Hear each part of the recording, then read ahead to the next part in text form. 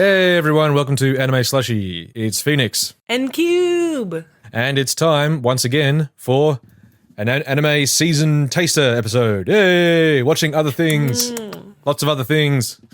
It's the winter 2020 anime season. And actually, more solid than the last couple of seasons we've reviewed so far, I would say. Heck yeah. Definitely more than last season. Last season was a wasteland. This season, actually some interesting stuff. Yeah. Now, it turns out this time that I've watched a few anime.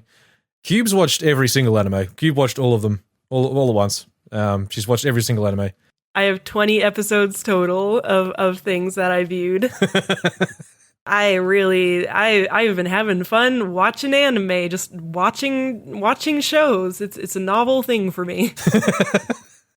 Yeah, so I guess, do we want to talk about the things we both watched first? Yeah. Okay. All right, so where do you want to start? Let's talk about Eizouken. Eizouken, okay. Keep your hands off Eizouken. This is one of those concepts that when I first read the sort of brief for it, I was kind of like, I don't know. But actually, no, incredibly charming, really nice. Yeah, this is if you've heard about any anime this season, it's probably this one. It helps that it's animated by Studio Saru, who I've always known about them as being very impressive, but I've never actually seen anything made by Studio Saru, Science Saru, or this director, and it's really good. Yeah, it has a very unique visual style that I would normally associate with like an indie anime film or something. Yeah, they animate in Flash, which is really unusual for an anime studio. Yeah. I know that I think that Flash got some overhauls a little while ago in terms of how it works for animation. But yeah, that's an old school thing to still be animating in Flash. Yeah. So the basic premise of Eizouken is based on a manga. It's about 3 girls who start a club because they want to make anime, and one's the one who really likes world building and designing backgrounds and vehicles and stuff, and another one's the one who likes to draw characters and character animation, and the third one is the practical one who takes care of finances and shit, and they're all good babies. They have really cool, like, different sort of character designs. Even if you haven't heard of Eizouken, you've probably seen fan art or screenshots of the tall girl. Yes, she's so good. She's a perfect character design, especially her backpack. Yeah. Oh, no, she's fantastic. And the opening, you have to watch the opening. It's very good. Easy peasy. Easy breezy. Oh, easy breezy, sorry, yeah. Easy breezy. So what are the character names? I don't remember. There's Tall Girl, there's Gremlin Girl, and there's Model Girl. That's kind of the archetypes. It's actually, in terms of like, here's the thing. This is part of the reason I didn't think I was going to like this, was that a while back, like particularly in Australia, and I think in other places in general, there was a spate of different sorts of series about people working in creative industries or like making things. And a lot of them tended to be like, and I tended to find them really off-putting, and I thought that I just really didn't like shows that are written by creatives about being a creative. But between this and Brigsby Bear, I think what I've realized is I just didn't like the ones that were just like cynical and dumb about the whole thing, and like sort of just like use it for just like bad sort of nasty sort of jokes about all the dumb people that make shit. The two things that I've seen where it's been people really earnestly talking about just the general joys of making a creative work together and how much fun it is, I've totally dug it. And I think that's kind of what Eizouken is. It's about the joy of making stuff together. And you get that sense even in the first couple episodes. You have to strike a balance between like showing how fun and cool it is to create while also not seeming like you're jerking yourself off. It's like, like, look at the power of creators. Wow, aren't creators fucking amazing? Yeah, exactly. Yeah, like... And it's a hard balance to strike. And this partially does it, I think, by like you get the infectious enthusiasm from the two creatives in the team, but you can also see they're both giant goofs. Like, yeah, and that they really do need the third person around, the tall girl, who like is there partially to balance their ambitions, but is also like is basically their producer. She's there to get like to kick ass and get shit done. Like, yes, I love her. Yeah, so she's a Kanamori is the tall girl. Asakusa is the little gremlin girl, who's the one who likes doing the world building, and Mizusaki is the girl who likes doing the character stuff. Her deal is that she's actually from a very wealthy family who are all like famous actors and models or something, and she's sort of been working as a model as well. But she really wants to make anime, and her parents won't let her because they think it's too sort of lowbrow. Which understandable. I can see why they'd be like, you've already got this model career going. It makes a lot of money. What, you want to go do this thing where you're going to be poor? I don't understand. But she loves the art. Q, are you relating to this series? It's a little too hard. I'm not going to be an engineer, Mom. I don't care how good I am at math. Mom, don't leave me alone. I'm doing just fine. Yeah, it's good shit. Yeah, it is. It's a lot of fun. It aside from like the way it's animated, all the characters are quite endearing. There's a lot of nice comedy. Each episode has this bit where like when the two creatives, Misasaki and Asakusa, are really getting into an idea, things sort of transport into this kind of hand-drawn animated world of them running around in their own world and like piloting a ship or blowing up a building or doing something fun. Which I wasn't completely sure how I was supposed to take that. As in, like, I'm assuming it's just like, it's kind of like a metaphor for their creative process or something. Yeah, like you aren't supposed to worry too much about like, so what's literally happening right now? It feels like it's just like get swept up in the feeling of it, man. Yeah, which I'm down for. Yeah, I'm totally down for. But yeah, if you haven't already seen it, definitely check this one out. It's fantastic. It's really fun. Yeah, my favorite thing about those sequences is that all the sound effects are voice acted by the voice actors. So it'll be like a shaka shaka shaka shaka or whatever, and it's so cute. No, yeah, I was going to say that. Yeah, it's awesome. Like and they do it really early on. It starts with like a scene with Asuka, like much younger, and when she's like doodling stuff, because the opening scene is about her when she was a kid moving into this city, and the city is set in is great too. It's really sort of like hodgepodge and built upon itself in a way. There's sort of like a little bit fantasy without them ever sort of acknowledging it. But yeah, she's drawing these little doodles in her book of her like running around having adventures. And even in that, when it's sort of like this like hand drawn pen sort of animation, it's all just here like chaka chaka chaka chaka hoo wah like noises that they make with their mouths. It's awesome. It's so cute. The only thing that kind of gets me is like these girls are both way too good for high schoolers. It's like, come on, man, because they'll show especially Mizusaki's drawings of the characters, and it's just like, here she is, she's drawn in the skirt. Oh, it's super perfect and stuff, and I'm like, that I don't buy it. They're too talented for their age. And it's also like in the second episode, once they've convinced the teacher to let them make this anime, they go to like, they say, oh, we've got some old equipment that the anime club this old anime club that made anime had in their, at this high school. Just go down to the shed and check it out. And it's basically a studio. They have all of this expensive, very specific equipment that only a studio would have. Like a full-on rostrum rig, all the it's the tiniest bit implausible, but it's fine. It's fine. It doesn't matter. It's just It's like, I know it's for the sake of making it more fun, so it's like whatever. But yeah, it's good. You should watch it. Yeah, and I'm not completely sure, I guess, where it's going to go. I'm not completely confident that I can definitely see like I can see this lasting a whole season, but I think it might just be that it's you get carried along by the characters. And that's probably enough, I guess. Yeah, I feel like maybe the season would just end on them completing their first little film to show to the student council meeting thing. And that'd be fine. Yeah, that'd be fun. But yeah, definitely watch. Go watch. Yes. I think this might be the big one that sticks around after this season, if you know what I mean. Yeah. Because it really seems to have like caught on Twitter and all the places where people post fan art and stuff. And even like the OPs become sort of a meme where you insert other characters into those poses they're making. Yes, it's the best. Anyway, so the other thing we both watched. Yes. So, Magia Record, Mahou Shoujo Madoka Magica Gaiden. I'll probably call it Magia Reco because that's also what people call the gacha game, because this is the we've mentioned it in other podcasts. It's a Madoka spin-off anime that's based on the gacha game. And it's more interesting than I thought it would be. So the feeling that I get from it personally, and it'll be interesting to see what Phoenix thinks about all the things in it, because I know the gacha game and Phoenix doesn't. So some things make more sense to me, I think, because I'm like, oh, I get what they're referencing. But it feels like maybe the scripters aren't trying very hard and the writing's kind of basic, but the art team is going completely fucking ham. Oh, yeah. It's a lot of fun. No, we both watched the first 3 eps, or 4 eps actually. Yeah. And I'm definitely being pulled along by just how much it feels like Madoka in a good way. Just in terms of the visuals and the sounds and everything, it has like the soundtrack's been redone and like it's got all sort of new score and stuff, and the visual feel of it everything is beautiful. Everything is so nice to look at. And even like one thing I did know from the gacha was that a lot of the additional magical girls in Madoka that have been designed post the show have had some unfortunate horny designs in varying levels of horniness. Mm-hmm. This show has actually done a decent job in not drawing attention to some of the bad designs in a way that makes them feel sort of gross. I haven't gotten a sense of horniness off it so far, which is nice.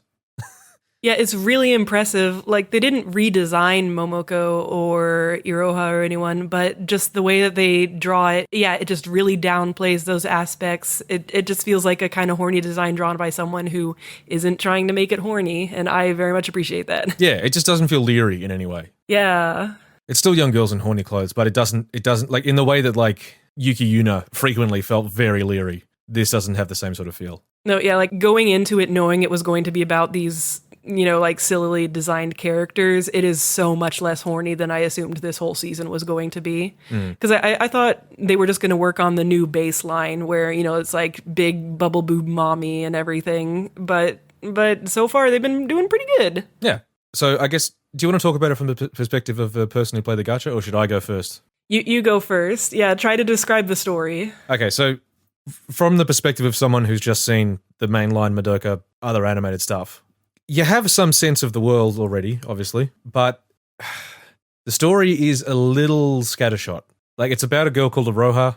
She's the main character, she's a magical girl, but she's unique in that she can't remember her wish, and neither can the Kyubey that's with her. She doesn't know what it is she wished for. By the end of the first episode, though, she finds out that she used to have a little sister, and this sister is gone. And no one can explain where she is. No one actually even remembers her apart from Iroha, who only sort of barely remembers her. Meanwhile, there's another magical girl who she met up with while fighting a witch on a train, who's said that a bunch of magical girls have been getting a dream where a really small magical girl tells you that magical girls can be saved in Kamihama City. Kurihara is the town that I lived in Japan. No. Come to Kurihara, you can be saved by Nejiri Honyo. You just slip into his void, and that's the end of you. What's the name of the city again? Kamihama. So she goes to Kamihama with this other magical girl. They run into this incredibly powerful witch, which is then attacked by an even more powerful witch, which is then stopped by a really powerful magical girl who tells them the witches in this town are really dangerous. Go home, and so they do. But then later on in the episode, Iroha realizes that her little sister Yui was staying at a hospital in Kamihama. So she goes back, and then she meets up with some other magical girls, and then there's an episode that's sort of about those girls and their relationship. And this is what I mean by it's kind of scattershot. The series had a very tight sort of story that had a very strong through line. This is, while I'm finding the story interesting so far, it's not as tight. It's very all over the shop, and Iroha as a character is not that strong. She's very much a sort of just sort of moe anime girl who sort of sits there and doesn't react stuff too much and is mostly just apologizing for shit. So she's not really that compelling. But otherwise, there is some interesting stuff in there. Like, there's sort of one of the things that struck me at first was that a lot of the magical girls you meet are girls who have been magical girls for a long time.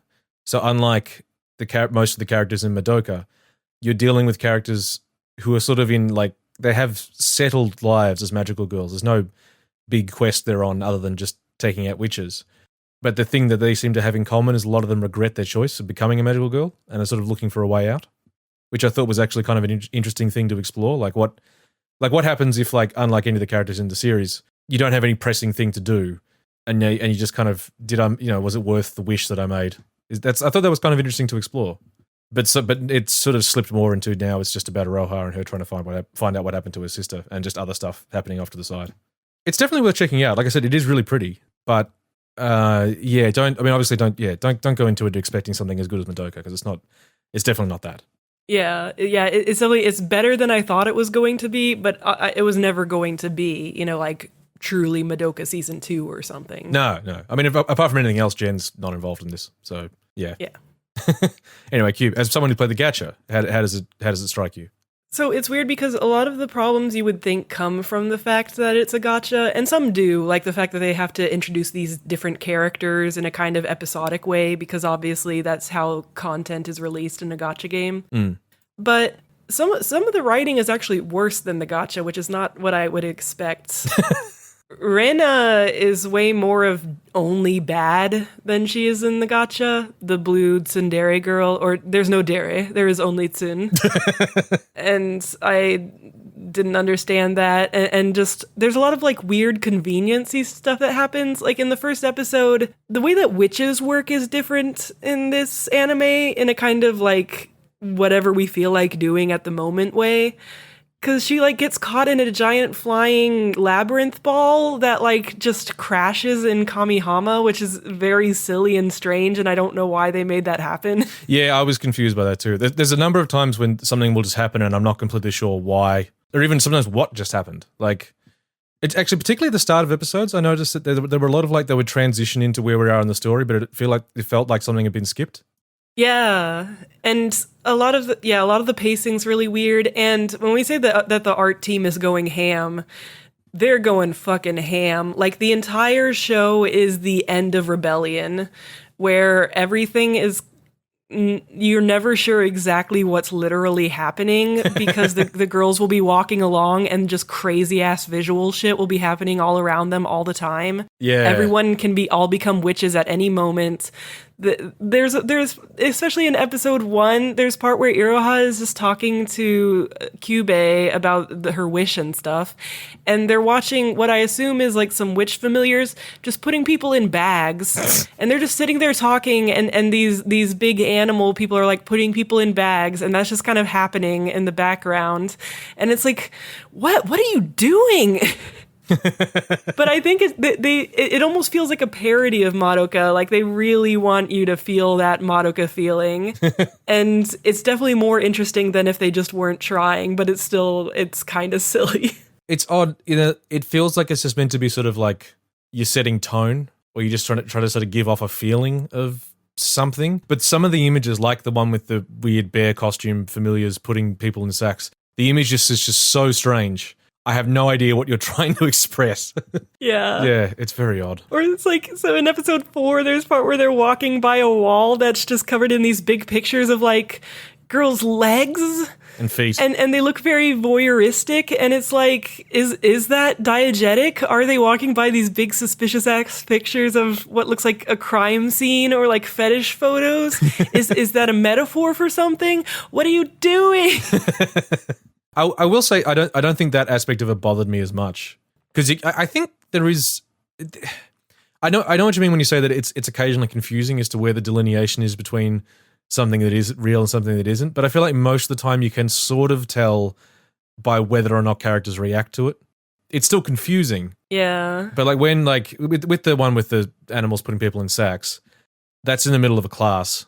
Aroha's in class talking to Kyubei and up the back.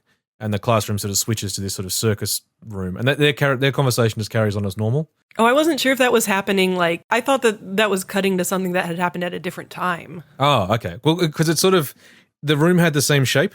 That's true. It's one of those lecture halls where it's like it's like a coliseum, where the teacher's down in the pit and everyone's sort of sitting up above them. And when it switched to like a circus ring with the bleachers, I was kind of like, oh, okay, well, it's. And the fact that their conversation carried on and they didn't react, I guess this isn't actually happening, and that's probably for the best because it's very confusing. Yeah. Yeah. But then it's like, it's kind of hard to tell, like when they were in this episode, in episode 4, when the people in the fox masks start walking in 2 rows surrounding them, it's like, is this a metaphor for something, or does this mean that they are now in the labyrinth of the Uwasa? There's no way to tell because everything is always so crazy. Yeah, and it turns out they weren't. That was just a bunch of people walking past them. Or it might have just been something that looked cool that they wanted to do to spice up this conversation. It always seems to happen during, like, important conversations. Yeah, they're like really worried about you getting bored. Yeah, so they end up doing this instead. It's like, I'm fine with just the conversations, but no, I guess they wanted to do that. It does, yeah, it does feel a bit like we want to be Madoka so bad. Yeah, but it's at least fun. It didn't bother me that much. What more threw me was just the points when I had to sort of, I found myself having to try and catch up on what was happening. Because for example, the episode 2 and 3, even though like episode 1 is about Aroha and setting up her story, and she ends up going back to the city to look for her sister, but episode 2 and 3, she hooks up with this little team of 3 magical girls, one of whom is like our new Mami. And the other 2 are these 2 new gacha characters, one of whom's like a nice girl who always apologizes for everything, and the other one is Rina, who's the just sort of, a bit kind of like nasty and cold and shitty person. And there's this whole thing with there's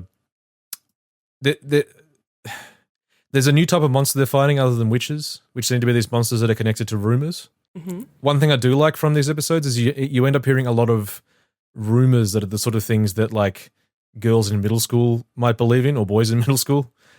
And like the one that episode ends up being the focus on is the friendship ending staircase, which is this thing where if you go to a certain step on this staircase in one part of this building, and you write your name on this step, and you write the person you want to break up with on this step, then you two won't be friends anymore.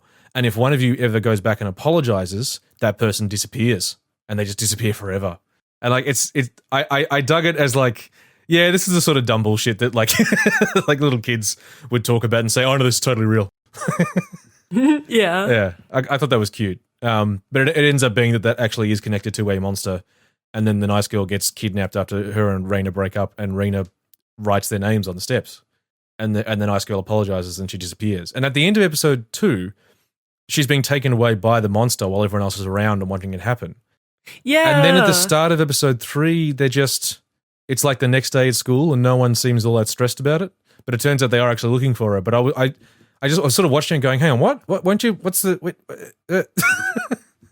Yeah, it was weird. It's very weird. Yeah, and in the end, those 2 episodes ends up being about those 2 characters and their relationship, and not really about Aroha at all. And she's just kind of there. That's like the biggest issue with her is nothing character. She's just sort of, at least with like I think we were talking about it earlier, and Q pointed this out that like they might have looked at Madoka and the way that in the timeline we see in Madoka, she doesn't do all that much. It's just this tension about whether or not she'll become a magical girl. But like in all the other timelines in that show, she did do a lot. And in this show, Iroha is already a magical girl. So like she's either investigating or she's not. And in these 2 episodes, she's just not really investigating all that much. So yeah, it's weird. It's weird. But yeah, we'll probably be talking more about that once Ruby's over and we start doing a weekly podcast about it, because I definitely think that it can sustain a weekly podcast. There's a lot to talk about. Yeah, there is a lot of weird, interesting stuff happening there. And some of the character work in there I didn't mind so much. I know you're not a huge fan of her, but I do kind of like, what's her name? What's the new mummy's name? Momoko? Oh, Momoko. Momoko, yeah. I like her much more now in the anime. Like, I didn't really like her in the game, especially because her outfit looks way stupider in the game, and she's very much does just feel like mommy. But like she is really cute in the anime, and the way they animate her and stuff is good. Yeah, and she is a ripoff of Mummy, but she's kind of a ripoff of her in a way that like she's a sort of a spin on her, where it's like, what if there was a Mummy who was just a bit more together and like not quite as on the edge of like collapsing into a crying heap. Like she's a bit more with it, and she's sort of, I don't know, I thought she was sort of interesting. Yeah. She actually managed to find a team to be the team mom of. Yeah. But what's also fun is that, as Cube also pointed out to me, she's also a ripoff of Fu from Yuki Yuno, who herself is a ripoff of Mami. So it's like a double reverse ripoff. Yes, I love it. Like, as soon as I saw her back when I was looking at the gacha characters, it's like, oh, so this is a Mami type character, except she has a big sword and like the crotch leotard thing and stuff. So it's like the snake eats its own tail. It's great. And then when you see her transformation sequence, when she's got a sword that has this big sort of curve cut out of it. Stupid. So it looks just like Fu's, when it comes out in the transformation, it looks just like Fu's sword, like almost exactly the same. But then she kicks the curve out of it, so you really just feel like, fuck you, Fu, get bent. I can't stand that. I think her sword has a dumb shape, and it was really funny to see her be like, here's a reasonably shaped sword. Fuck this sword. Yeah, now it's my cool, stupid curved sword. I don't mind her sword, but yeah, I don't know. The show's interesting. Check it out for the visuals, if nothing else. Yeah. And we'll talk about it some more. Sweet. Now, Cube, what's something you watched on your own? I'll have one cat-themed one and one dog-themed one that I'll talk about real quick. Hooray! So I watched one episode of Nekopara, which is an Arrow game about sexy cat girls that work at a patisserie that you can date or whatever. But they made an anime adaptation of it. I mean, obviously, it's what you'd expect. It's cute cat girls being cute. Except there's like this weird world building element where, so they're all just people with like cat ears and cat tails. But it's like in universe a thing that all these cat people, they just call them cats and they're not allowed to go out on their own unless they have like this special bell. So they're basically all just these slave people, but everyone just thinks that's cool. Yeah, that's no fun. It's pretty weird. Yeah. And my biggest problem was that it's just kind of like lazy with, like, it made me want to do my own cat girl designs because they do so little with the different kinds of cat each one is. Yeah. Like, my least favorite girl was a quote-unquote Scottish fold, but she has, like, purple hair, and you can only tell she's a Scottish fold because, like, her ears are slightly folded over. And she's just kind of, like, I guess she's, like, the gross lesbian one or whatever. Like you know, like, the, like, predatory lesbian kind of character. And it's like, no, I like, as a fan of cats, I want to see you make cute cat girls that have, like, the aspects of the different breeds. And, you know, it's like, oh, this one's Chinese because that's where her breed originates from, you know, like you could do a lot of cute shit with it. Yeah. As opposed to just they all have cat ears, and that's kind of it. Yeah. And so it's all just kind of stock anime trope characters, but they're cats. Yeah. It's like, oh, the brown-haired one's Genki, and the yellow-haired one is Deadpan. There's one who's like a tall blonde girl who has like super jean shorts and a very visible thong. And combined with the fact that they all kind of act like children, it's just like, I don't like you, don't like Scottish fold girl. Yeah, that sucks. It is dumb. But obviously I knew it would be dumb. I just wanted to see if any of these cat girls were worthy and cute, but nah, they're all a little too creepy. Bugger. What you gonna do? So that's Nekopara. Okay. Watch it, I guess, if you have a fetish for Neko Mimi, and you'll probably enjoy it or whatever. If that is your fetish, it is for you. I'll just note down, watch if fetish. Yes. So another one that I won't be watching any more of after the first episode is Oda Cinnamon Nobunaga, which is a show about Nobunaga being reincarnated as a Shiba Inu. And a bunch of other like famous historical like war figures and stuff being reincarnated as different dogs and hanging out as dogs. And I'm sure there's a lot of like humor that's lost on me because I'm not as familiar with Japanese history and, you know, like what tropes would be associated with those characters. But the dogs aren't cute enough is the problem. Oh, no. There's a lot of badly drawn dogs in anime in general. And this Shiba Inu, he doesn't look fluffy enough. His hair looks all coarse, like it's drawn too spiky. And he needs to be very afua. He needs to be mofu. And he's not. It seems like this is one of those things that people underestimate, how it is kind of tricky to make an animal look cute in the right way. Because what was that Secret Lives of Pets? They had the Pomeranian that was incredibly uncute. Yeah. My enemy Pomeranian. And like I said, there's a lot of anime cats and dogs. I feel like they get cats correct more often. But yeah, there's a lot of not cute cats and dogs in anime. You know, it's just, you gotta, especially if your show's all completely based around them. Yeah. Fucking sucks. And the humor, even like when I did get it, was just kind of like, eh. Because it's like, oh, he wants to be cool, but he also has dog instincts and has to act like a dog. Yeah. And that's most of it. And it could be kind of fun, but no, I would need the dogs to be cute, and they are not cute. I also feel like that idea of the it being fun because this historical character is this dog and that's what it's associated with. It's like, that's a joke that's funny the first time you hear it. Like, that's when you first time you hear the concept, and after that, yeah, it's fucking all right. Yeah, I don't know how they sustain an entire season of that. Yeah. So, no watch? Yeah, would not recommend either of those shows. Okay.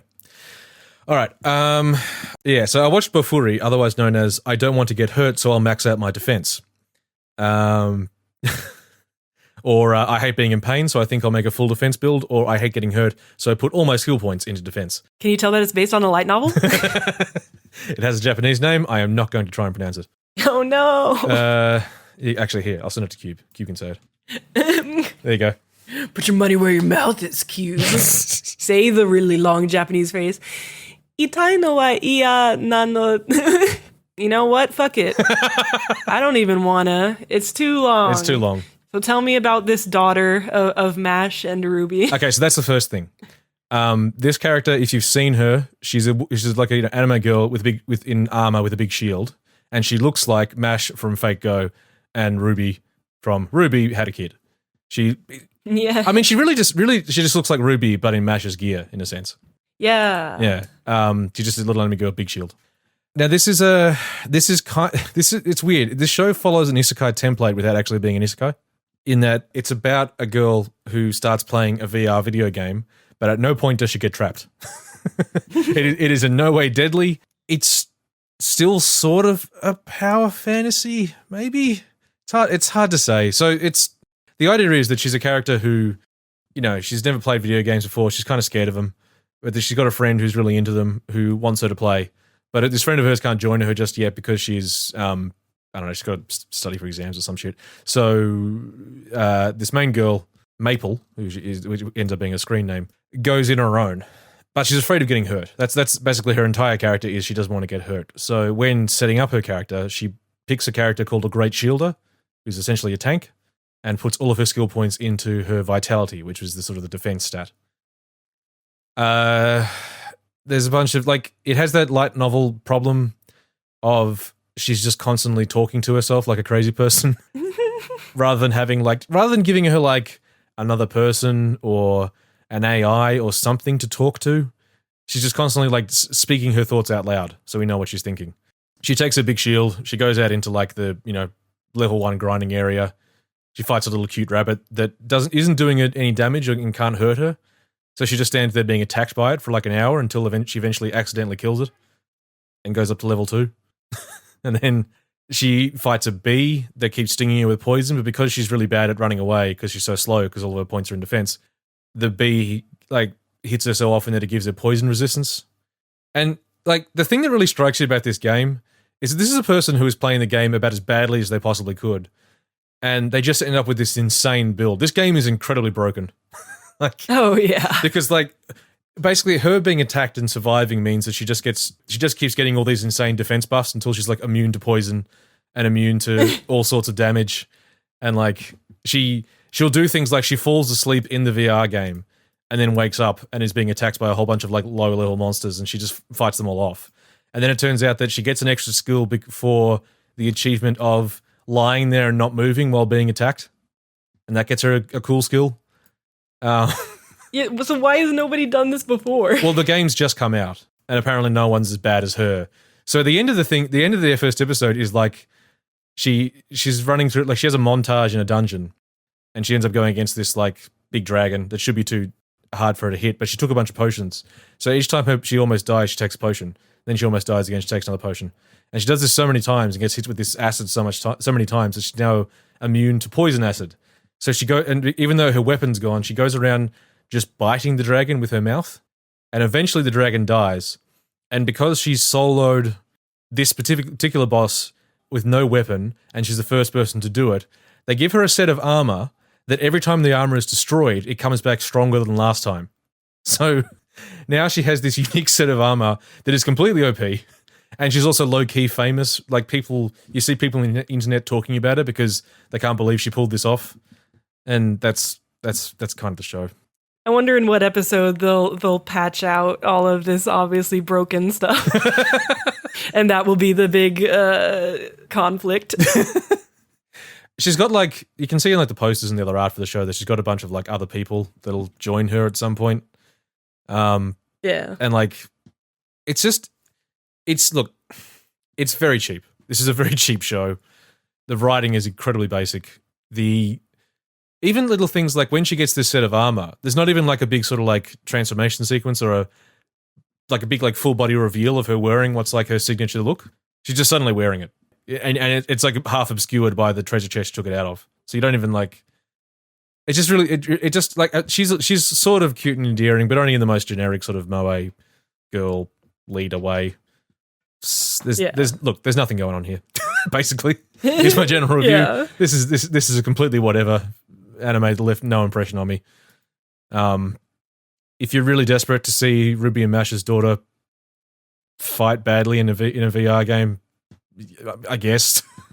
Yeah, if you know Mash, you really have to look at this character. It's uncanny, like especially the way the like front of her armor is over her crotch. It's so similar. Yeah, it's very, very strangely similar. What's funny though is that we were talking about Ruby, her shield and her armor. One of them is called the Crescent something, and the other one is called the Rose something, which does kind of make me wonder if was that a Ruby reference? Are they? Yeah, who knows? I don't know, but like she does look a lot like fucking Ruby. Anything's possible. Yeah, and Ruby does have some followers in Japan. Oh yeah. So it's entirely possible. So anyway, yeah, that's Bofuri. Don't bother. Yeah. So next up for me is Hatena Illusion, and there's a star between that because anime titles. And this is one I checked out because it looked like the main character might be a magical girl, and she kind of is. It's another one that's based on a light novel series, and it's about. So there's like this guy, and he used to know this girl when they were kids, but for some reason the girl thought that he was a girl and has just had this wrong impression for like years, and nobody's ever corrected her. Okay. Because they haven't seen each other in a long time, and she's like, and he wants to be a magician, and she's from a family of like magicians, and he comes to study under her dad, and then she finds out he's a boy, and she's real mad at him, and okay. this is a dumb situation, and then the dad is like, well, I'm fucking off on a trip for several months now, so you two have fun together and have a romance or something. and it's like one of those anime that you watch and it's just like, why did you make this? Like, why does this exist? Why did someone pick this up and be like, yes, we will make this one? Because this is so generic. Like, oh, she's tsundere and he's the put upon nice guy. And I guess her mom is like missing and she's trying to find out what happened with her, and there's like magical artifacts or whatever. but you know, like everything happening is just so like, oh, the maid is like a pervert and there's nothing interesting or unique going on at all. Yeah, it's just like, wow, this sure is some fucking anime. The only thing that's good is that when she transforms, she has a big scarf that can kind of move around and control things, and I do love a big, powerful scarf. Scarf's good. But even that's not good enough to sustain me. That was when they were pitching it, and they said, look, this all sounds very generic. What's unique about this? And they said, she has a big scarf. Done. Yes. Good. So, would not recommend. Yeah, I was wondering about that after last season as well, when there was a lot of other pretty generic shit as well, where like, is it just that like the light novel or something, or the comic got a following, so they decided to commission it, and it was only after making it they went, oh yeah, this really is just like everything else. It's weird because apparently these light novels ended a while ago because the author died. Oh, shit. So it's just like they just needed some property and it was sitting around. Yeah. Or something. It's strange. Very strange. But like, so there's just nothing to say about this one. Like, again. Yeah, it's hard to think of anything to say because it's like, oh, he's being nice, but he gets in a situation where she thinks he's not cool, and then she's tsundere about it. And whoa, he has to work as a butler for her, and isn't it kind of cute or whatever? I mean, I feel like, you know, say what you will about that gross one about the dude who realized he wasn't a protagonist in his own show, and he had that like yandere girl that was after him. At least that's a concept. Yeah, this is a lot of nothing. Yeah, that's a shame. Bye. It's not going to be the next magical girl thing we watch. No. All right. So this will just be a quick one. So there was a show that I quite liked the look of from what I read of the blurb. It's called Natsunagu. Natsunagu. Oh yeah. Now this sounded quite nice. I'll just read you the blurb. The anime story follows the coming age of Natsunaga Keiyaki, a college student in Tokyo who goes to Kumamoto after losing contact with a friend after the 2016 earthquakes. There, she meets individuals with colourful personalities such as middle school girl Izumi, who begin to light a passion under Natsuna.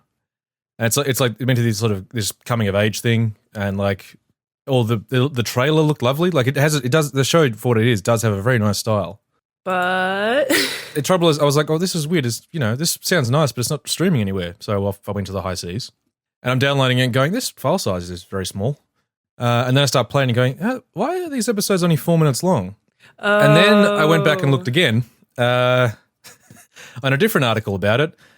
Produced by the Kumamoto Prefecture government, this anime is intended to support the prefecture's rebuilding and tourism efforts after the April 2016 earthquakes. It's not an actual show. I didn't read into this one enough. Yeah.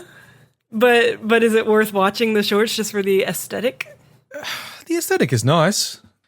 It does have that look of like, it looks like a regional Japanese area where the look of it has not been polished to make it look more romantic. This looks like these are all actual places in a real place. Yeah. And like, I mean, it's fucking short, so it's easy to get through. But there's nothing going on. It's just once you realize, oh, it's an ad. Oh, okay. Because like the girl like loses contact with this friend she knew through a gaming platform. So she goes there even though she has an address, but she doesn't have much money and she doesn't know how to get around. But then like immediately a friendly local comes and like forces her into her car and takes her to the address because the locals are so friendly. And like then, the house is demolished. So she finds the police station and a helpful policeman, puts some time aside to take her to the government building where she can ask about such and such. Like it's very yeah, visit these locations. Yeah, it's yeah. And good luck to them. It does look very nice. It is apparently notable because it's like this is the first time an anime ad like this has been produced for like over the air broadcast, which apparently is happening. So, hey, look, I'm all for them rebuilding after the earthquake. I just, Yeah, it was like, oh, this isn't actually a show. No, yeah, I was accepting something more substantial. Oh, well. So now you know. Yeah. Anyway, so don't watch that. I might watch it anyway, haha, because I want to see that aesthetic. Yeah, go ahead. It like I said, it does. It looks nice. It really does look quite pretty. And it won't take long. No, not at all. But yeah, but again, but also that's the other trouble is it's kind of hard to find. But pirating it won't take long. So yeah. Yeah. Question mark. Oh yeah, a few of these shows I did have to pirate because some of them are Funimation only, and I can't do that many streaming services. So, but a lot of them are on Verve and stuff. So you got to check around. And I'm in Australia, which means that there's just a lot of things. Even if I wanted to pay for it legally, I just cannot. There's no way for me to do it. So yeah. Good excuse. Yes. I can't just not watch it. Yeah, that's important. It's investigative journalism. Exactly.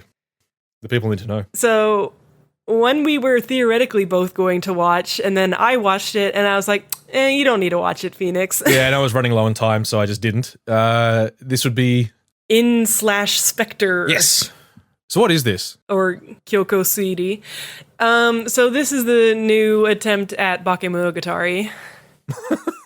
Because it's about a so you haven't seen Bakemonogatari, but the main guy is this beleaguered black-haired dude that can't die because he in the first episode you see something bite off his arm and then it just regrows and it's like whoa. And that's also the main character of Bakemonogatari because he's like a vampire or something, so he can get the shit beat out of him regularly and be fine. And they're investigating general like supernatural mysteries and whatnot with a cute girl, and so it's very like I know what vein this is in. The girl is really cute. She's like this English girl who always has these really cute little outfits and like a cute little bonnet and stuff, but so she's 17 and the main character's in college and they're clearly the pairing, and it's like it would almost be cute to me because she's very straightforward and he's not interested, and so she's always like hitting on him, And it's like there's almost a cute dynamic, except that the opening and ending and stuff make it clear. And I mean, you would know anyways that, this is the pairing. So obviously, it's a thing. It's just one of those things because like people talk about these age gaps a lot in anime, and like because you look at something like Sailor Moon where there was a really pronounced age gap like that as well with the main couple. But like in Sailor Moon's case, that show was explicitly like a teen girl's fantasy. Yeah, it's for babies to be like, wouldn't it be cool to date a boy and he's in college, but he still thinks I'm cool? Yeah, like that's specifically what it is. Whereas I get the sense in Spectre isn't so much that. It's just... Nah, I mean, it's for dudes. Yeah, And like, it's not ignoring the age gap thing. Like, he constantly remarks that she's too young for him. But then in the ending, they're like romantically dancing together and shit. Okay, so he knows that she's too young, but at some point he's going to ignore it. Cool. Yeah. and the girl has a fake eye and a artificial leg, and it keeps making excuses to like show the artificial leg, like the point where it connects to the stump under her dress. And in the opening, there's like a really funny shot where she's like reaching out for him and her leg falls off and her eye pops out. It's silly. Is that meant to be funny or? No, I think it's supposed to be serious, like, oh, remember these parts of her that are missing because, like, some yokai took them or whatever? And but yeah, it's just like you see this, like, kind of sillily shaped glass eye just, like, fly out of her eyeball. Yeah, but that's not how prosthetics work. They don't tend to just fly out of people's... Whoops! There it goes. Okay. So I watched 2 episodes of it, and the second one was surprisingly really boring because it was just her talking to the snake spirit for the majority of the episode about like some murder case. And it's like, oh, but what was she really thinking? But I think why she really dumped the body here was, and they just go on and on for 20 minutes and they don't even resolve it in that episode. It's like a cliffhanger. Oh, don't you want to know why this murder that happened a while ago happened? Whoa. And it's like, no, I don't care. Like, it's very much, you can see why it probably worked a bit better in the light novel. But for anime, it's just a character sitting around talking. It's funny how it is. Yeah, it really is funny how a lot of these light novel adaptations, they get made, but they don't seem to have a good sense for how to do them so they don't feel kind of like sort of static or like badly adapted. It's weird. Yeah. That's why Bakemonogatari actually worked so well, because it was Shaft and they went super fucking ham with all their weird Shaft backgrounds and strange environments and stuff. So even while the characters were just talking, there would be a lot of really interesting stuff happening visually to make you interested in what was going on. But these other things, like don't have the budget or don't want to ape it too blatantly. So they just end up being characters sitting around talking. Yeah. Oh, well. So don't bother. Yeah, would not recommend that. It's too bad because that girl is very cute and fluffy, and I would adopt her and give her the head pats.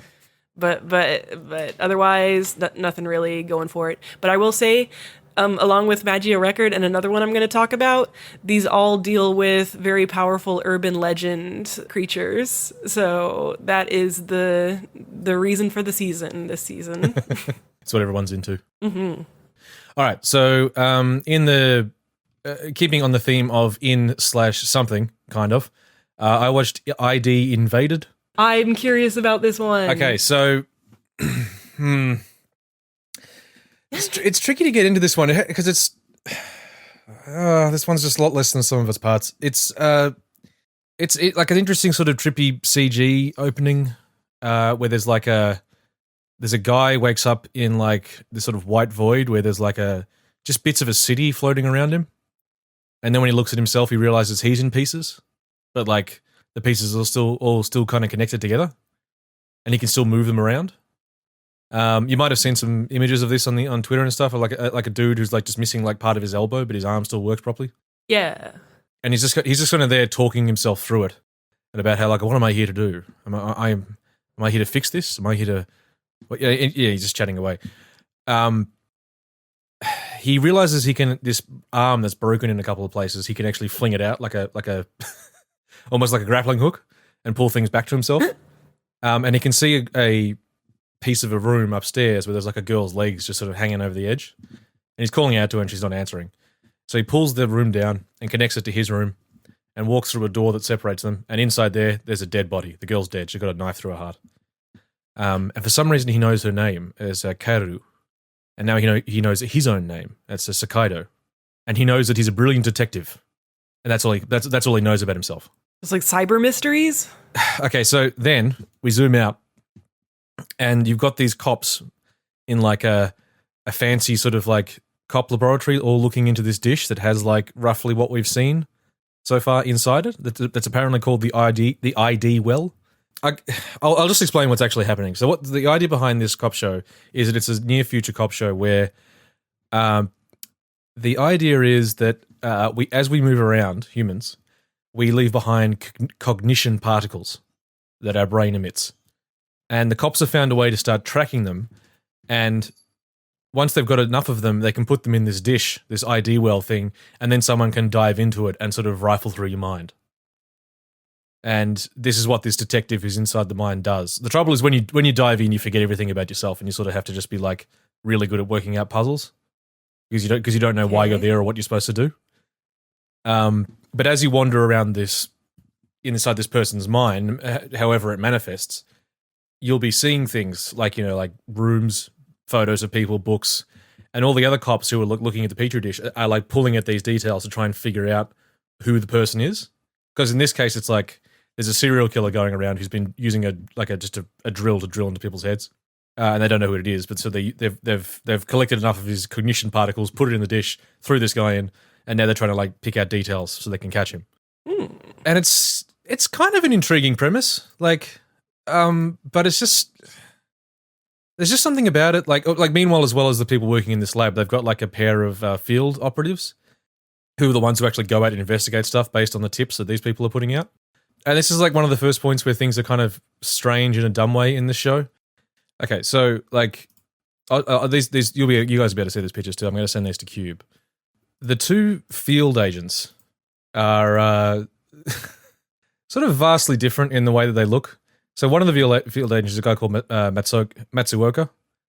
Here you go, Cube. Here's what this guy looks like. He's old cop, even if he has slightly silly hair. Okay. Yeah. Now, his partner, Hondamachi, is half his height and looks like this. Yeah, she's like a tiny girl cop with a backpack, like a kid. Yeah, so it's just like, haha, it's a baby cop. Yeah, and that's the thing. He's like they're driving to someplace, and she's like, "Can I drive?" And he's like, "No, I don't. You haven't had enough experience driving." So like she's barely begun to drive. That's how fucking young she is. and that's just sort of strange. Anyway, so we keep coming back to the guy in the well, and he's sort of treating it like it's a locked room mystery, like going like this is like an old school detective thing, and he's kind of playing it like a game, but he's just kind of being just too much of a ponce. Like he's sort of the way he's talking about himself and a bit of the game is on, isn't it? It's all just kind of a bit much. And then like he finds a room that has like the people who are like him, which are like sort of in bits, but they're even more in bits. And they're all of this serial killer's victims, but they all think they're a family who live together in here. But then he's suddenly attacked by a man in a cowboy hat whose name is apparently John Walker, but they can't see his face.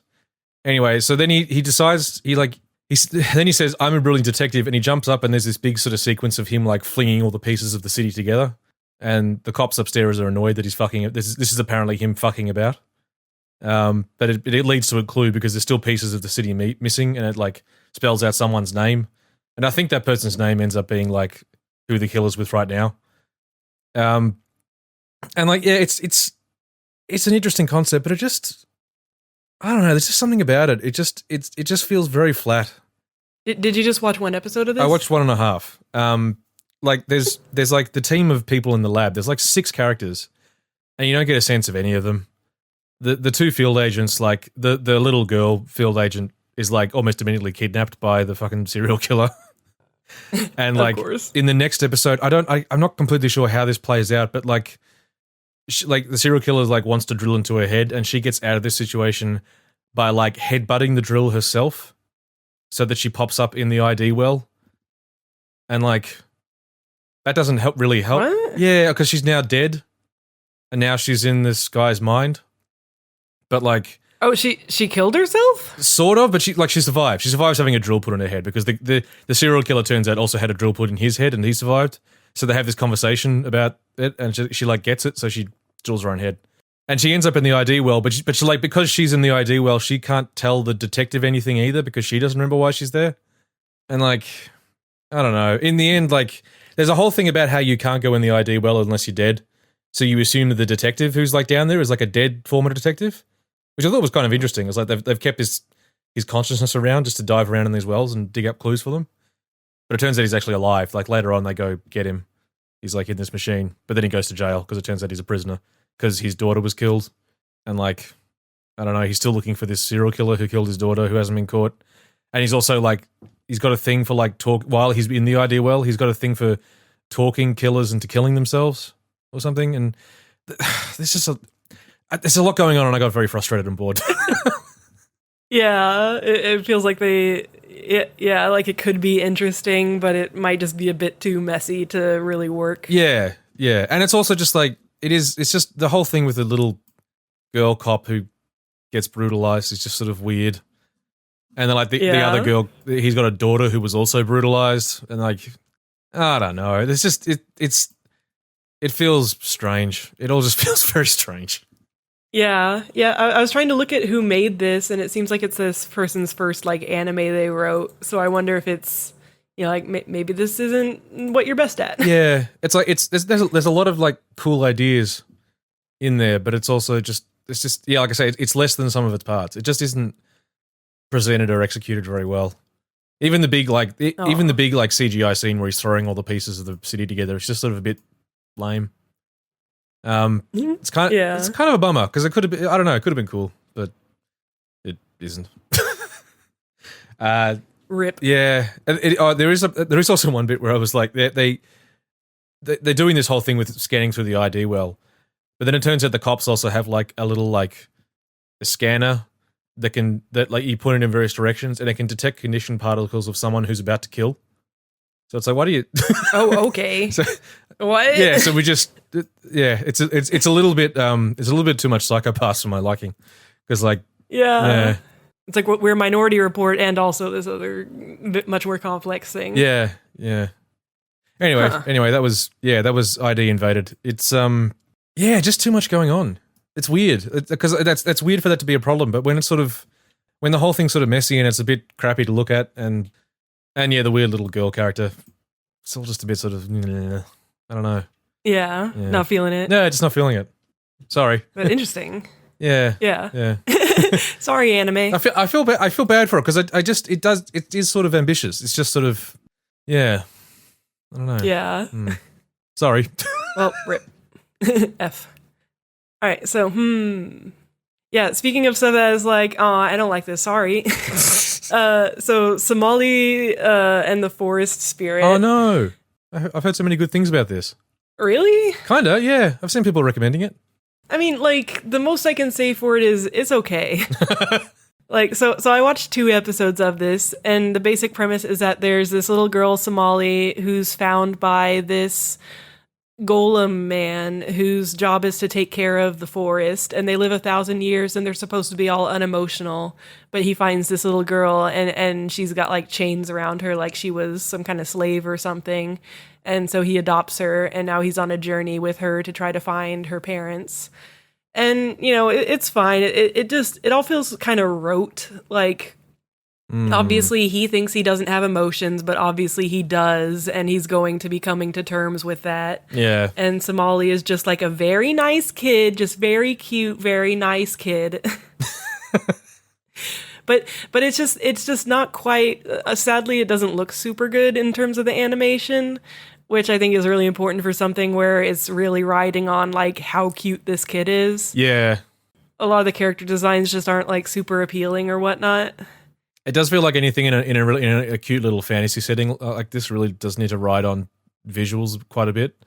Like it was the same thing with that Bookworm show where it just kind of looked like crap, and you sort of just. Yeah, this isn't quite as bad looking as Bookworm. And there are some interesting designs because, so the idea is that all the towns and stuff are all monster people, and everyone thinks that all the humans have died out. So she has to disguise herself as a little minotaur by having a little hoodie that has horns on it, which is pretty cute. But a lot of the character designs, like the second episode, they meet this Oni who's like, he looks like a little kid, but he has big white eyelashes. And the way it all looks is just like, it just looks kind of crappy. Yeah, that's a shame. Yeah, and so it's the kind of thing where it doesn't seem like it's going to be, like gross or lowly-con at least, but it also doesn't seem like it's going to do anything super surprising. Like the golem is dying, I guess, so it's like a sad thing that he needs to find Somali's parents before his lifespan runs out, and it's like I get it and it's okay, but it's just not very compelling to me. That's a shame. Yeah, which is too bad because that genre is very much in my wheelhouse. It's like, oh, this big non-human guy taking care of this baby. I'm down for that. But yeah, it's just not quite well executed enough. Yeah. At least it's also not. It also doesn't sound like it's going to be like that other one about the dude finding the demon baby in the forest and raising it. Oh yeah, and they eventually marry. Yeah. No, I don't think this golem is going to marry this baby. Oh, good.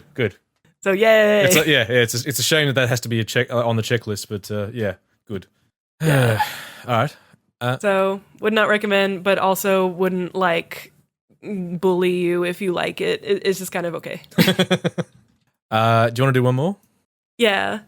So another one that's kind of interesting is Koisuru Asteroid, which is Asteroid in Love, which is moe girls doing moe things show. But it's so it's interesting because it's called Asteroid in Love, and it's very gay, but in the cute moe for guys kind of vein. So I don't think they're ever going to kiss or whatever. Everyone just acts very gay, and there is, it's kind of in that DG&D vein where there's a pretty clear pairing that are the two girls who do a lot of like blushing and stuff around each other, and so if you wanted to watch something for like kind of cute soft gays, knowing that they'll never actually ship it, it seems like it's pretty good for that. Because the idea is, so these two main characters met each other once when they were little kids, and they saw some asteroids together. They were stargazing, and they were talking about how there's no asteroid called Aoi, which is the name of one of the girls, and she's like, well, someday we'll find an asteroid and we'll name it after you, and then you'll have an asteroid with your name. And then they meet each other again in high school, but again with the kind of like in Hatena Illusion, where she just for some reason thought that he was a girl when they were kids. She thought that this was a boy, and then she's like, what, you're a girl?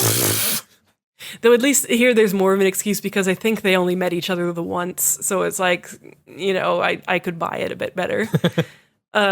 But like you find out that she had all these romantic ideas of this boy that she never met again. And now it's like she still kind of feels it even though she's a girl. And they joined this astrology club together. But because there weren't enough members for it, it's now the combined astrology and geology club. So there's like these different members. And episode 2 did have a lot of that fun, something that I always like in anime about different hobbies where, like the girls are being cutesy and stuff, but you are actually learning a thing or two about stars and rocks and whatnot. Yeah, that's always fun when there's some actual sort of enthusiasm being imparted. That was the only redeeming factor of that stupid weightlifting anime. Yeah. Yeah. I just love little factoids in slice of life anime. Yeah. And the animation is pretty good. I like the style quite a bit. The way that they like color and render stuff is really nice.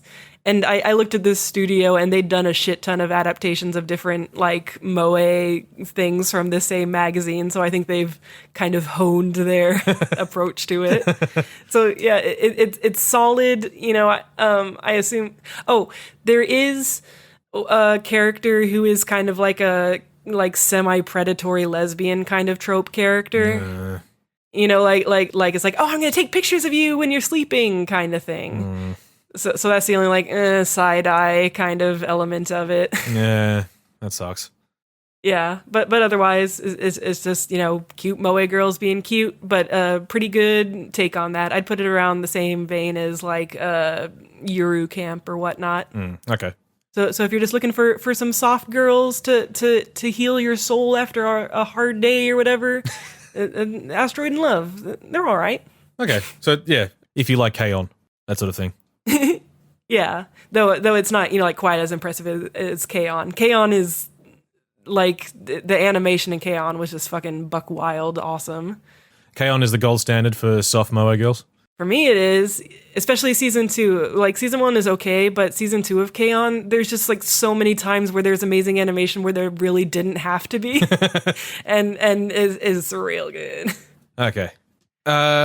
Speaking of really nice animation, the last thing I watched was Dorohedoro. Oh yeah. Now this is the best looking 3D anime I've seen. Oh fuck! Better than Hoseki no Kuni and everything. Land of the Lustrous? I know you probably won't like this. I've never liked the way Hoseki no Kuni looked. That's just me. No. it is like, even for like, it's a little too much sometimes with the anatomy and stuff. It's just so shiny. No, but like Dorohedoro does an interesting thing where I often forget that it's 3D. It does a very nice thing of looking a lot like a 90s anime, while also still being quite clearly 3D from looking at the way characters move and stuff. But no, Dorohedoro is fucking buck wild, and I really enjoyed it. Oh, sweet. Yeah, because I definitely heard of this property before, and every once in a while I would see like crazy ass manga panels when people would talk about like crazy gory manga, and I always wondered what the heck was actually up with it. Okay, so I'll just describe the opening scene to you, and then I'll get into the actual plot. But this is how the show opens. So there's a lizard man who has this guy with like a red like bandit mask on. He has his head entirely in his mouth. Meanwhile, there's another guy with a red bandit mask with like a long nose who's fighting this blonde woman in a blue jumpsuit, and the woman's just sort of kicking the shit out of him. Meanwhile, the lizard is sort of like trying to talk, but he's got this guy's head stuck in his mouth. Inside the mouth, we see this guy's face, and out of the throat of the lizard, another man's head sort of just slides out and up and looks at this bandit in the face and goes, "He's not the one," and slides back in. and so the lizard opens his jaw up and takes the bandit out and says, what did the man inside my throat say to you? And the bandit says, "He said I wasn't the one." And the lizard goes, "Ah, damn. All right, I'm done with you." And he pulls out a knife and cuts him into about 40 pieces in like 2 slices, and he just explodes into blood and gore. And that's the opening. And then as the blonde girl and the lizard are apparently friends, and like they have a quick chat about that. And then the other bandit, a door opens up in the ground, like a regular ass door opens up and just opens down, and the guy falls through, and the door shuts again. And they were like, "Shit, he got away." And that's the opening of the show. All right. it definitely sounds like some stuff. Yeah, it's some real stuff. So the basic setup of the world is that there is this really shitty sort of large town community, very like gritty industrial looking, called the Hole, that humans live in. Every now and again, a door will appear and sorcerers pop out, and sorcerers basically only ever come to the Hole to practice magic on humans without their consent. So they basically come along to fuck with humans and then leave. So the MC Cayman, who's this lizard man, is a guy who is aware he has another person living inside him and doesn't remember anything about his past, or really just that there was this one sorcerer who turned him into a lizard. And no one else has really been able to communicate easily with the guy inside him. Like the girl is with Nikaido. Like when she looks down his throat, she can never see it. And anyway, so they're kind of going, the two of them are going around killing sorcerers, trying to find the one that turned Cayman into a lizard, and also just killing sorcerers because sorcerers are pricks. They only ever come there to fuck with other humans. Nikaido herself owns a gyoza restaurant called the Hungry Bug, and aside from anything else, is an awesome fighter and also just cooks really good gyoza. The thing about this show is that like while it is like it's got that sort of hyper violence, like particularly 90s. There's a very strong 90s vibe I got of this in terms of like the way it looks and also just the really gory violence. It's all, but it's also like like even in the first couple episodes, you get a strong sense of the friendship between Cayman and Nikaido, and it's really cute. Ooh. Like it's And it's not. What's nice as well, she doesn't like particularly need protecting from him either. They're just buds and they partnered up. And yeah, so like she cooks, he eats. He got a part-time job working at a hospital for people who have been fucked with by sorcerers, so that he can question them. Like in the first episode, they're dealing with a sorcerer who's like experimenting on people by turning them into insects, but he's only can do it partially, so he's kind of crap at it. And it's I don't know. The other half of this is there's a really powerful sorcerer who lives on their side of the hole, which is not the hole, called Ein, and he's got a few henchmen around. There's two henchmen who at first you think might be cops, but it turns out they're just kind of like cleanup crew who go around killing other sorcerers on Ein's behalf, because he's got like a bunch of people out who want to kill him. And this pair is kind of cool, like because he's one of them. The main guy is like just a sort of a reasonably burly dude, but the other one is this super buff, like burly woman who's really tall with really long white hair, who's just kind of Genki, and she's sort of fun. And a lot of the violence is generally pretty cartoony. There's occasions when it gets really rough. Like there's a bit where they find this sorcerer who's trying to escape, but she can't find a way out.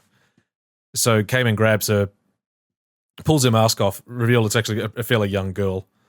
He's feeling bad about it, but he sticks her in her head. He sticks her in his mouth anyway.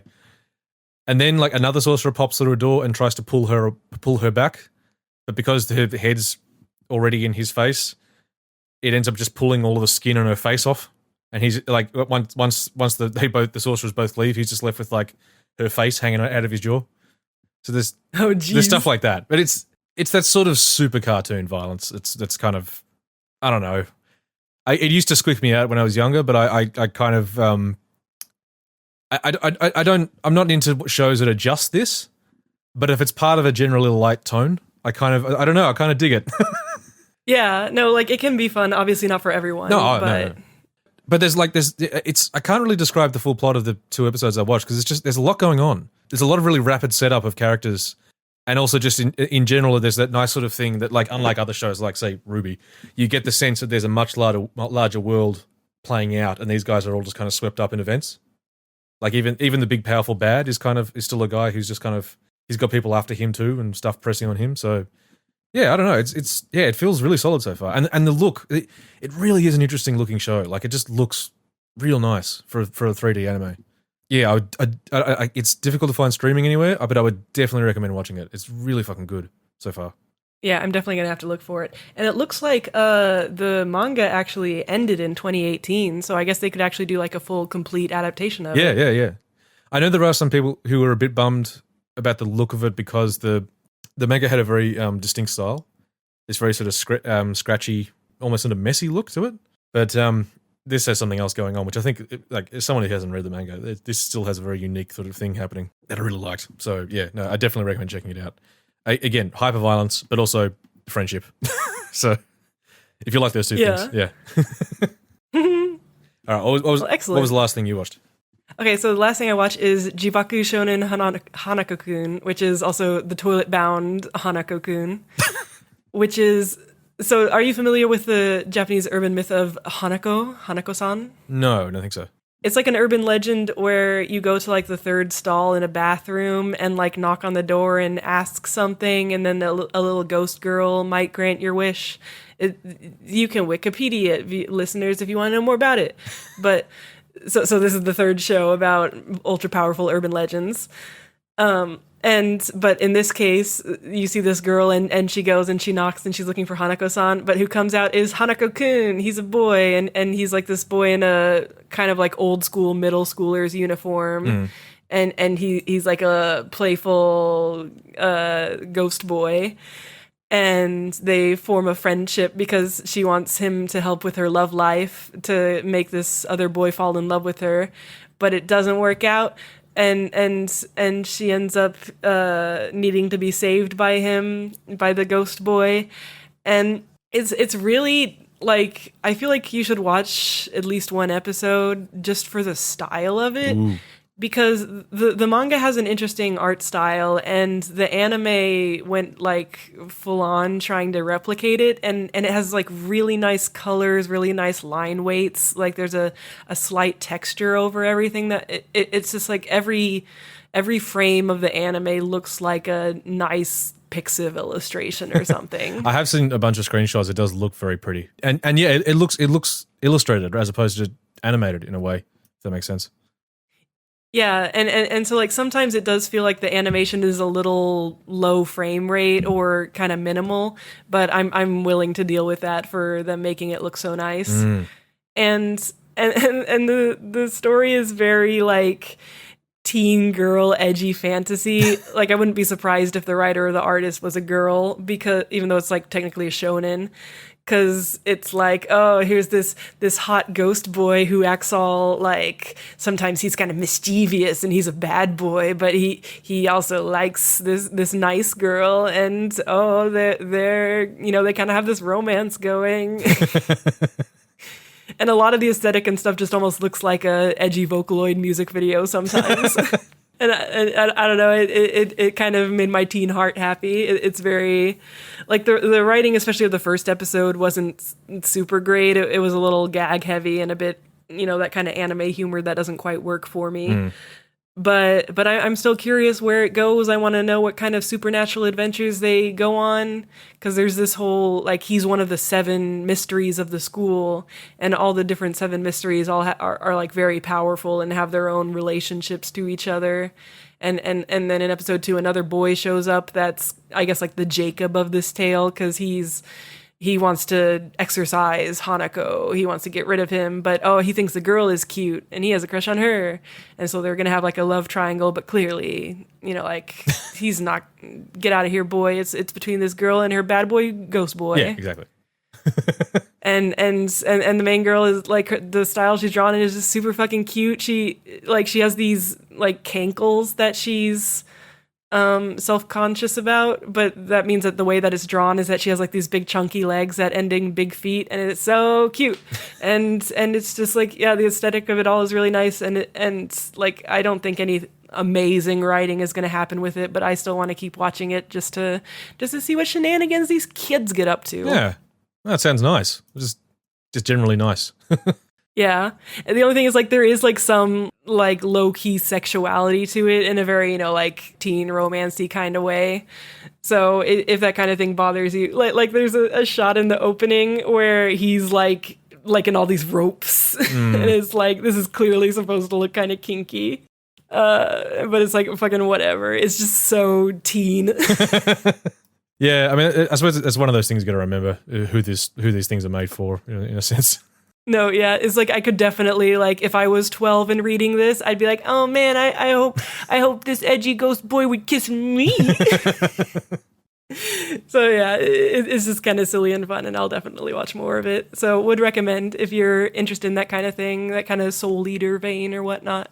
I mean, that's 4 recommended this season. That's the highest we've had so far. No, yeah, a lot of these shows, I want to keep watching Dorohedoro, or I mean, I want to watch that. I want to keep watching Hanako-kun. I want to keep watching Eizouken. I might keep watching Asteroid in Love. What? Whoa! And there's Magia Record. What's happening? Yeah, I'm definitely going to keep watching Magia Record. Yeah, so what the fuck? It's a good crop of stuff that seems to be worth watching this season.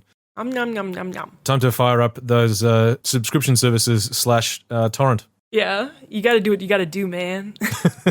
Anyway, that's anime. Yeah, hey, that was some anime. Sick. Hey guys, you should watch some anime. Yeah, maybe think about it. Watch some anime. Yeah, why not? What are you doing? Go watch some anime.